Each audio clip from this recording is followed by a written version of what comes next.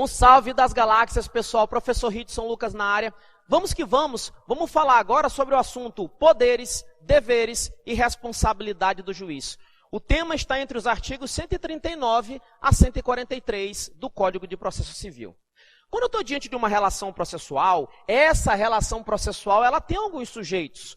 Quais são os sujeitos? Você tem um autor, você tem um réu e também tem o juiz. Só que o juiz é um sujeito imparcial, porque o autor está vendo o lado dele, o réu também está vendo o seu lado. O juiz não, o juiz ele é imparcial. Acontece que todo sujeito da relação processual tem poderes, eles têm poderes, mas também têm deveres.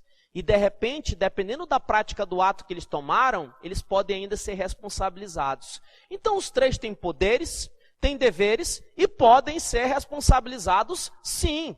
Acontece o seguinte, eu vou falar sobre o juiz agora. Esse juiz, ele tem poderes no processo? Tem, mas também tem deveres. E também pode ser responsabilizado. O juiz é ele o responsável pela direção do processo. É ele o diretor do processo. É ele que vai dirigir o processo. E, para tanto, ele tem algumas incumbências previstas no Código de Processo Civil, que nós vamos começar a analisá-las agora. Primeiro, o juiz, quando ele está dirigindo o processo, ele tem que assegurar a igualdade de tratamento às partes. O que o autor tiver direito, o réu também tem. Se o autor tem um prazo, o réu também tem que ter. Então, tem que ser levado ao pé da letra esse contraditório. Mas, Edson, peraí, você deve estar maluco. Como que ele vai dar igualdade de tratamento se eu sei que algumas pessoas têm prazo diferenciado? Preste atenção em uma coisa. No direito constitucional, nós estudamos duas igualdades. Você tem a igualdade formal e a igualdade material ou substancial. O que é igualdade formal? Igualdade formal é aquela da mesma forma para todo mundo.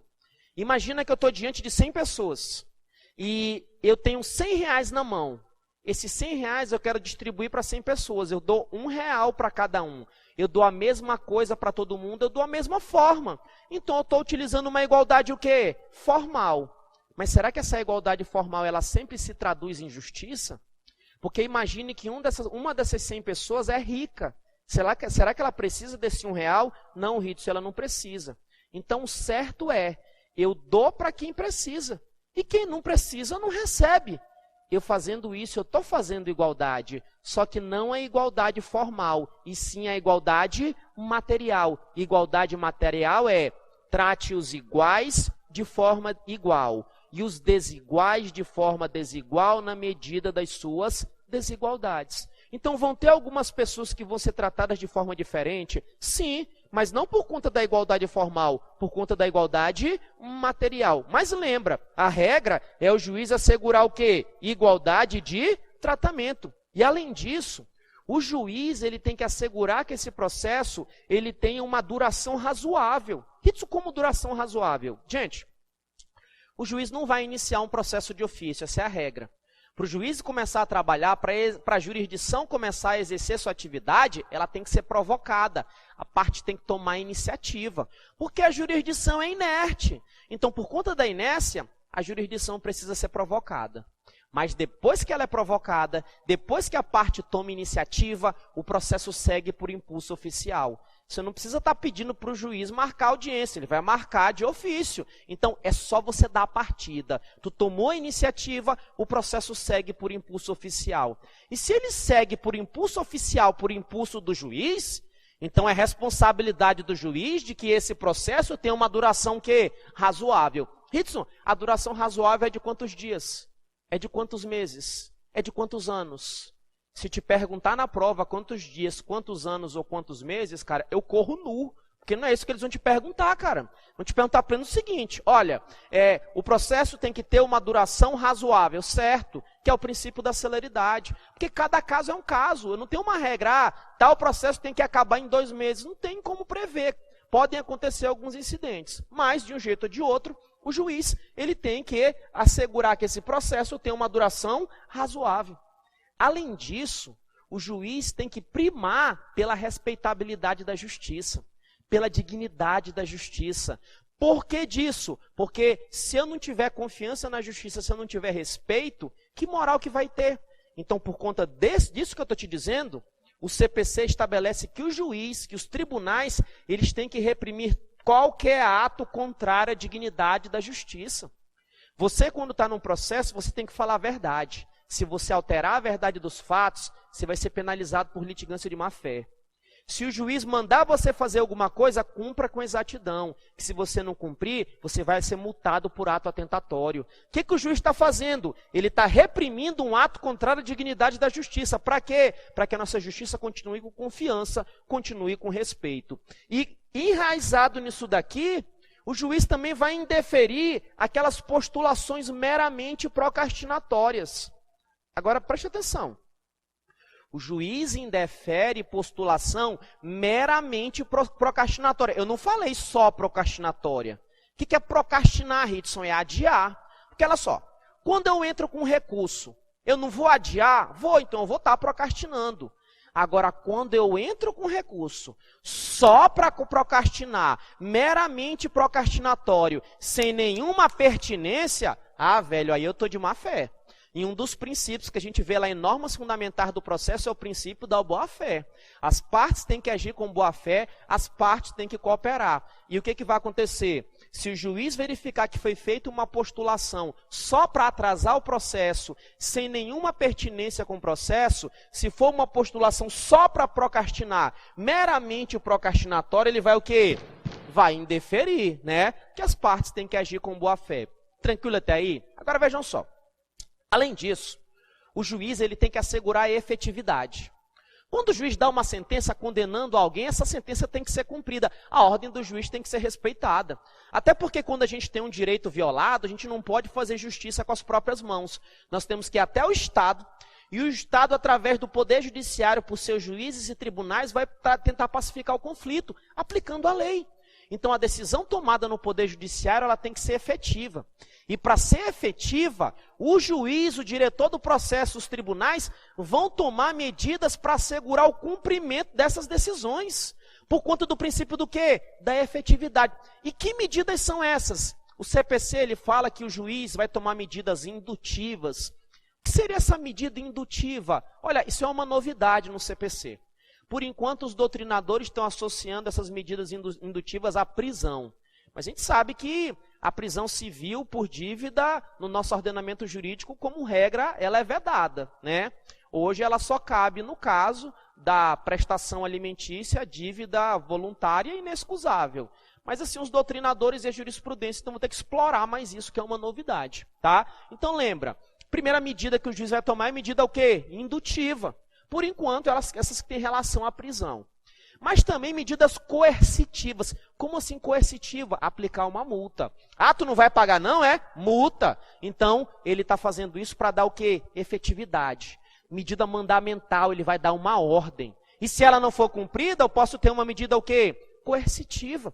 E medidas subrogatórias. Ritson, eu sempre quis saber o que é subrogatória. Olha só, sub não dá a ideia de segundo, de uma coisa que não é principal? Pois é, medida subrogatória é aquela situação que você quer que o réu faça uma coisa. Só que como ele não fez, você manda um terceiro fazer.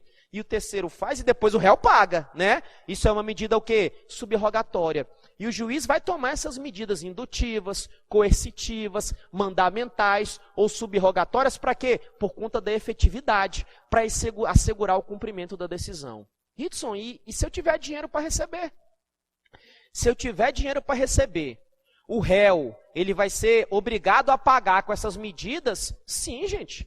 Essas medidas, elas são tomadas, inclusive, se o objeto do processo, da demanda, for uma prestação pecuniária em dinheiro. Não interessa. Mesmo que envolva dinheiro, tu não tem dinheiro para receber. Se você tem dinheiro para receber, o outro tem que pagar. Se ele não pagar, o juiz taca-lhe medida indutiva, coercitiva, mandamental, subrogatória. De acordo com o caso concreto, ele vai analisar qual a melhor. Tranquilo até aí?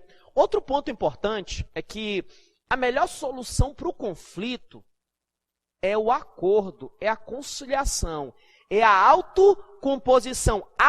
As próprias partes fazerem uma composição, fazerem um acordo. Porque no acordo eu não tenho um vencedor nem perdedor. Cada um vence um pouquinho, mas cada um perde um pouquinho. É a melhor forma. E hoje os juízes já faziam isso antes, mas agora cada vez mais. os juízes vão fazer o máximo possível para tentar conciliar as partes. E o CPC diz que essa autocomposição, ela tem que ser tentada a qualquer tempo do processo. Ritsu, então, na fase de execução, eu posso tentar a conciliação? Pode. Ritsu, depois da audiência de instrução e julgamento? Pode. Inclusive, o CPC tem uma novidade, que nós vamos comentar isso lá na parte de petição inicial. Quando você tem um direito violado, você entra com a ação. E essa ação tu tem que colocar num documento que é a petição inicial. Entrou com a petição inicial, a contestação não vem logo de cara, não. Tu entrou com a petição inicial, a próxima fase é a realização de uma audiência de conciliação ou mediação. Se for um caso que não cabe essa audiência, ou alguém faltar ou não tiver acordo, aí que vem a contestação. Então tu entra com a petição inicial, e o primeiro contato que você tem com o réu é para tentar fazer um acordo. Então, olha só o que o CPC está fazendo. Ele está primando pela autocomposição. E se não for feito nessa audiência, pode ser feito depois? Pode, porque a autocomposição pode ser feita a qualquer tempo. Não tem essa audiência que eu te falei de conciliação e mediação? Quem vai estar lá na cadeira, sentado como chefe dessa audiência de conciliação e mediação, não é um juiz. Vai ser um conciliador ou um mediador. Ritsu, como assim? É isso mesmo. É porque a autocomposição, nós vamos tentar fazê-la a qualquer tempo. E ela vai ser dirigida preferencialmente por um conciliador ou por um mediador. Para quê? Para o juiz ter mais tempo para se preocupar com as sentenças, com aqueles casos que não conseguir fazer um acordo. E esse conciliador ou mediador, ele é um profissional, é um expert em tentar conciliar as partes. Então lembre, a autocomposição a qualquer tempo. Preferencialmente, não é obrigatoriamente. Escreve o que eu estou falando, vai cair em prova. Eles vão meter obrigatoriamente, isso é batata. Não é obrigatoriamente, é preferencialmente. Porque se eu não tiver conciliador ou mediador, vai o juiz mesmo. Tranquilo até aí? Outro ponto importante é que os poderes do juiz aumentaram. Os poderes do juiz aumentaram. E o código diz que o juiz, ele pode fazer a dilação de prazos. Isso, o que é dilação? Dilação é aumentar, não é diminuir. Preste atenção, o juiz pode dilatar, ele pode diminuir. As partes de comum acordo, que nós vamos ver em outro momento, elas podem dilatar ou diminuir. Agora, as partes, o juiz não. O juiz, ele pode dilatar o prazo. Ele vai dilatar o prazo se ele verificar que está tendo uma necessidade naquele conflito ou para dar maior efetividade. Então, o juiz vai avaliar no caso concreto. Mas olha só, o juiz só pode dilatar o prazo se esse prazo não tiver encerrado. Porque se esse prazo já tiver encerrado, filhos, só lamento, acabou. Então, a pergunta é, o juiz pode diminuir o prazo? Não, ele pode dilatar. E ele só pode dilatar se o prazo não tiver encerrado. Se o prazo encerrou, já era, só lamento. Beleza até aí? Agora vejam só, além da dilação dos prazos, o juiz também pode alterar a ordem das provas. Qual é a regra? A regra é, primeiro autor, depois réu. Primeiro perito, depois autor e réu, depois testemunhas. Quando nós estivermos estudando provas, eu vou te mostrar tudo isso. E existe uma ordem a ser seguida, uma ordem preferencial, não obrigatória. E o juiz, se ele entender que para dar maior efetividade, ou então por conta da necessidade do conflito, é melhor analisar as provas do réu e depois do autor, ele pode fazer isso? Pode. O juiz pode alterar a ordem das provas. Agora eu quero que você tome muito cuidado. Porque tem um artigo que está lá na frente, que é o 456, parágrafo único. Eu vou adiantar aqui, porque ele tem pertinência com esse assunto e pode confundir na hora da prova. Falar nisso, deixa eu adiantar uma coisa. Vocês devem estar percebendo que aqui no nosso encontro de processo civil, eu não estou falando aqui e citando, viajando, passando meia hora em falando de coisa que eu ainda vou falar. Não. Eu estou me prendendo no capítulo para a gente ir passo a passo, que são dos erros que a gente comete. Uma das maiores dificuldades que os candidatos têm em processo civil é isso. Ele fica com gula, ele fica tarado, ele quer logo... Pois, calma, passo a passo. Ritsu, mas tu ainda nem chegou na petição inicial. Calma, já vai chegar na petição inicial, está tão pertinho. Só que quando chegar na petição inicial, olha a bagagem. A gente sabe o que é substituição, sucessão, intervenção de terceiros, capacidade processual, procuração. A gente sabe uma porrada de coisa, poderes do juiz. Então, assim, quando foi um assunto que ele pode te confundir em prova, eu vou adiantar. Quando não, calma que eu falo no nosso momento especial. Tranquilo até aí? Então, lembre-se do seguinte. O juiz, ele pode alterar a ordem das provas? Pode. Ele pode alterar. Só que o parágrafo único do artigo 456 fala das testemunhas. Como é que funciona a prova testemunhal? Primeiro eu ouço a testemunha do autor, depois a testemunha do réu. Ridson, o juiz pode alterar essa ordem? Cuidado. Quando eu estou falando de prova testemunhal, o artigo 456, parágrafo único, diz: a ordem das testemunhas pode ser alterada por acordo, por convenção das partes. Então, cuidado, que é como se fosse uma exceção à regra. Então, lembre-se, o juiz pode alterar a ordem das provas? Pode. E as testemunhas, eu posso alterar as ordens? Posso, por convenção das partes. Coloca um destaque nisso daí. Fechou? Agora, olha só, finalizando. O juiz não é diretor do processo? Se ele é diretor do processo, ele pode exercer o poder de polícia. Para que poder de polícia? Para manter a ordem, para não ter bagunça, para ter respeito, por conta da confiabilidade, por conta da dignidade da justiça. E se alguma das partes, o advogado, desrespeitar o juiz pode requisitar, inclusive, força policial. Ridson, sempre vai ter força policial? Não. A força policial é só se for necessário. E a força policial, ela pode ser chamada, se necessário, além da segurança interna. Porque os tribunais, normalmente, eles fazem um concurso que é o técnico de segurança e transporte. Então, dentro da estrutura do tribunal, do Poder Judiciário, existe uma segurança interna. Só que, além dessa segurança interna, o juiz, exercendo o poder de polícia para manter a ordem, ele pode requisitar a força policial. Sempre? Não. Ele requisita a força policial se for necessário. Tranquilo até aí? Pessoal, estamos finalizando aqui a nossa parte 1. Sangue no olho até a posse, pra cima, caveira. Fui!